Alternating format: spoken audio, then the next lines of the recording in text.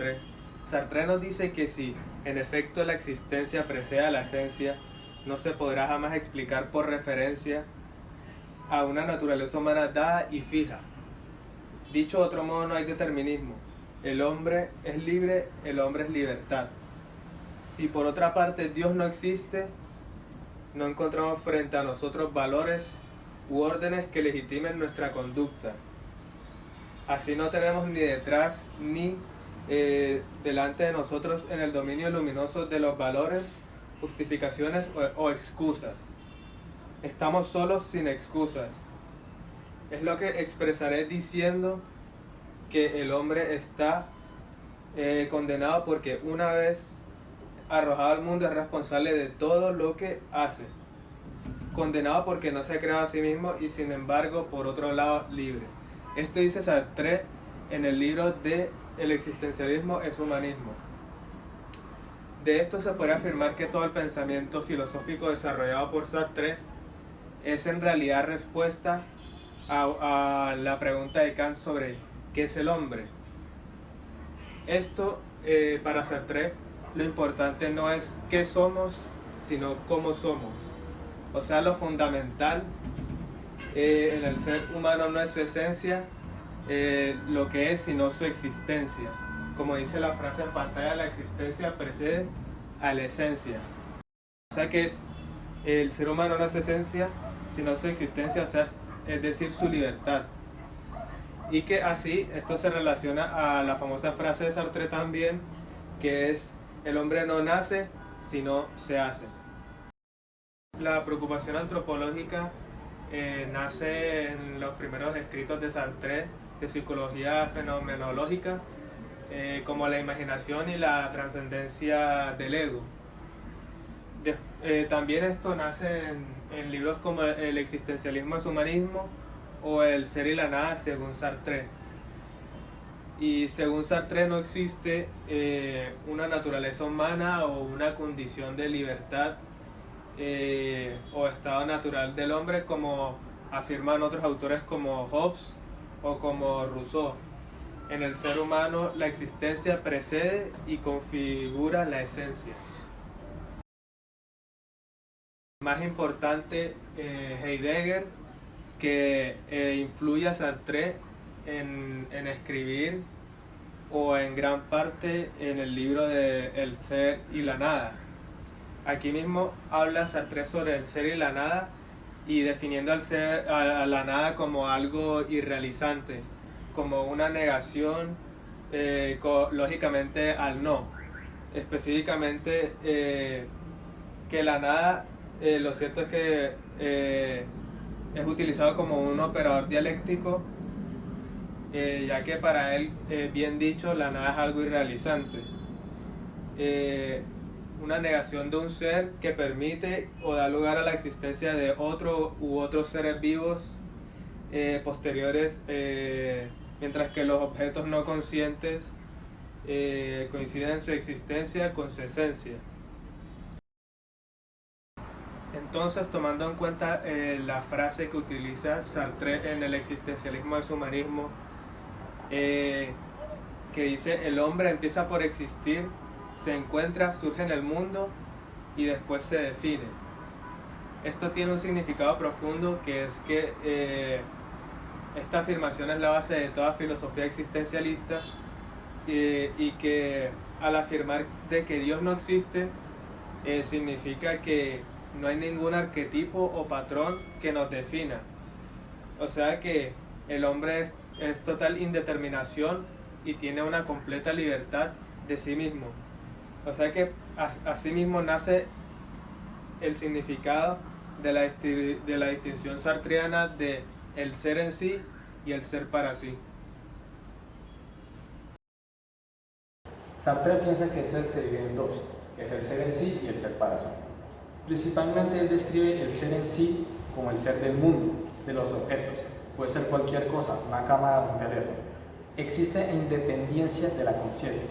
Es el ser de la objetividad. Es aquello que es siempre lo mismo, nunca va a ser distinto. Es una totalidad. Básicamente no podemos incluir a esta categoría en las cosas distintas al hombre, sino que también al cuerpo. siendo externo a la conciencia. Por ejemplo, el pasado, la situación y sobre todo la muerte reducen al hombre a un mero ser en sí. Son cosas que en sí son en su totalidad. La nada no está presente en el ser, es un atributo que nosotros le introducimos en la realidad. Como cuando decimos que una semilla va a ser un árbol, nosotros proyectamos esto a futuro, ya que en nuestra perspectiva la semilla es el árbol. Ahora les voy a explicar el ser para sí. ¿Qué es el ser para sí? Bueno, Sartre dice que es el propio ser de la conciencia o subjetividad. La existencia de la conciencia es anterior a ser conocido. No tiene nada sustancial, básicamente es una nada. Es algo distinto al ser en sí. La conciencia es el manifestarse de un objeto, ser en sí. A un sujeto es el ser para sí. El ser para sí introduce la negación y la nada en la realidad, ya que para que surja el objeto, el sujeto debe distanciarse de este, debe crear una nada, un vacío entre ambos.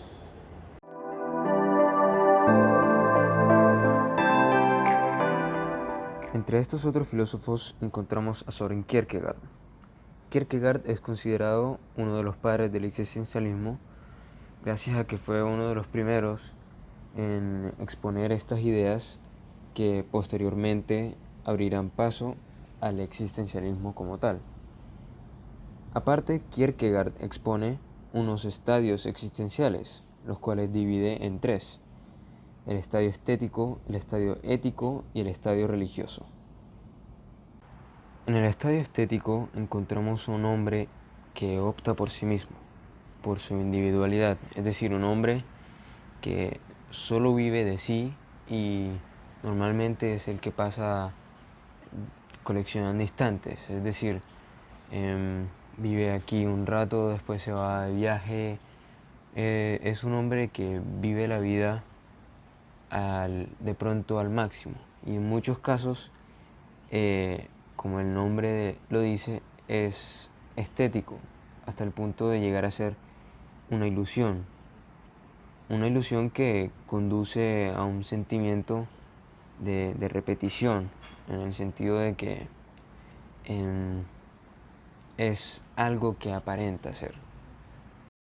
En cambio, en el estadio ético encontramos a un hombre que es más serio con la existencia de sí mismo y por lo tanto se da cuenta que lo ético es duradero, mientras que lo estético es algo fugaz.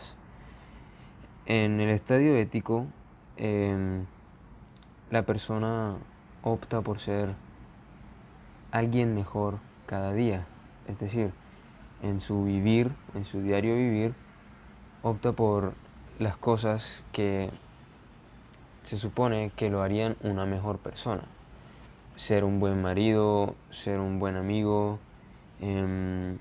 vivir una vida amable con las personas y alguien que no se centra en la singularidad de él mismo, sino que sabe vivir en comunidad y está más dentro de su sociedad. Por otro lado, el estadio religioso es un estadio en el que el hombre no depende de sí mismo como en el estadio estético, ni en comodidad como en el estadio ético, sino que es una relación con Dios. Entonces, esta es un estadio en el que de pronto es más un salto de fe, es en la creencia de Dios. Entonces, ya es una relación hombre-Dios, en el que dice Kierkegaard que el catolicismo no es ni una doctrina ni un conjunto de dogmas, sino una comunicación que llevaría al hombre a encontrar ese camino que está estipulado por Dios. Entre estos tres estadios encontramos una relación que es muy evidente en la vida de las personas, y es que cada uno de estos estadios representa una etapa en la vida de las personas, a excepción del estadio religioso, que pues depende si la persona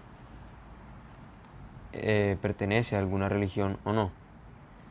Pero el estadio estético y el estadio ético es muy evidente en dos principales etapas de las personas: el estadio estético en la adolescencia y el estadio ético en la adultez. ¿Por qué el estadio estético en la adolescencia? Porque, bueno, el hombre del estadio estético es alguien fugaz, alguien que piensa no tener límites, alguien un poco más interesado en sí mismo, que piensa que todo gira en torno a sí mismo, y es alguien que está en busca de aventuras y no piensa en ser alguien en la comunidad como lo haría alguien en el estadio estético, que ya sería una persona en su adultez. Una persona adulta, madura, ya es alguien que piensa más en la comunicación con la comunidad, ya piensa de pronto en sentar raíces, en ser un buen marido, ser una buena persona y digamos que llevar una vida más calmada y un poco menos fugaz. El, el hombre del estadio estético no piensa esto, y por eso se puede hacer esa distinción entre la etapa de la adolescencia y la etapa de la adultez. El alemán Martin Heidegger usa el término Dasein, que significaría el ser ahí, como un término el cual explica que el ser es alguien en el mundo, es decir, él está ahí, existe, aunque realmente no es solo en el hecho de la existencia, sino que el ser sobrepasa ese límite de la existencia, por decirlo así. El ser es más que solo existir y ya. El ser está ahí, pero además de solo estar ahí, es alguien en el mundo. Finalmente, para hablar un poco más de cómo el existencialismo ha cambiado, ha sido trascendente en la vida de las personas y en la humanidad, nos encontramos con la fenomenología trascendental de Edmund Husserl. Esta fenomenología nos habla de cómo el mundo se manifiesta en la conciencia del ser humano, es decir, cómo los cambios, los fenómenos y los eventos han cambiado, se han manifestado en la conciencia de la persona, y de ese modo han cambiado algún aspecto de la sociedad. Esto ha sido evidente a lo largo de la historia de la humanidad. Grandes eventos, grandes fenómenos que han causado impacto en la conciencia, y a partir de eso han generado cierta incertidumbre, han generado duda o hasta cuestionarse qué es lo que puede ser mejor o cómo mejorar, o este cambio cómo lo puedo usar. En el caso de el internet, había la necesidad de la comunicación. Estaba las personas en cada vez un mundo más globalizado, en el cual necesitaban una vía de comunicación más rápida, una vía de comunicación más efectiva y de pronto más global. Y en ese caso la gente empezaba a cuestionarse: ¿qué necesito? ¿Qué es lo que puede hacer que sea mejor? Y con la llegada del internet se ha metido en la conciencia de las personas, y en este caso todo ha girado en torno a eso, todo se ha hecho a través de eso, y esto es el gran cambio en la conciencia que generó el Internet. Entonces, el existencialismo ayuda a la persona a cuestionarse sobre sí mismo y cuestionarse sobre su vivencia, sobre su experiencia.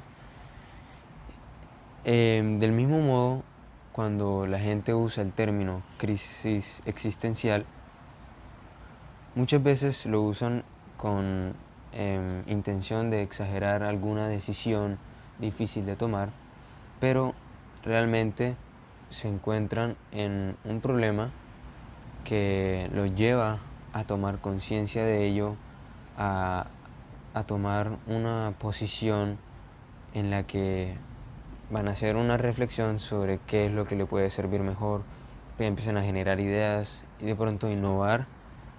Y entonces, a partir de esas crisis existenciales o de esos periodos en los que las personas se empiezan a cuestionar sobre su vivencia, sobre sí mismos, sobre su vida, son las que generan un cambio y son las que generan la innovación que pues se refleja en la humanidad. Por tanto, podemos concluir que el existencialismo es muy trascendente para el hombre, pues es el que hace que cuestione las vivencias, cuestione su existencia y por tanto genere algunas ideas nuevas y por tanto genere un pensamiento que lo lleva a su conciencia, que lo lleva a reflexionar. No es un ser vacío en el que solo está y nada, solo está y está. No es alguien trascendente o alguien que en realidad pueda decirse que existe para sí. Puede que exista en sí, pero al no existir para sí, no puede generar un cambio en su conciencia o un cambio en lo que podría ser algo que más adelante lo va a llevar a otro estadio en el que puede ser un poco más maduro y llegar a un estadio ético, o decidir estar en un estadio estético en el que muchas cosas pueden ser ilusorias.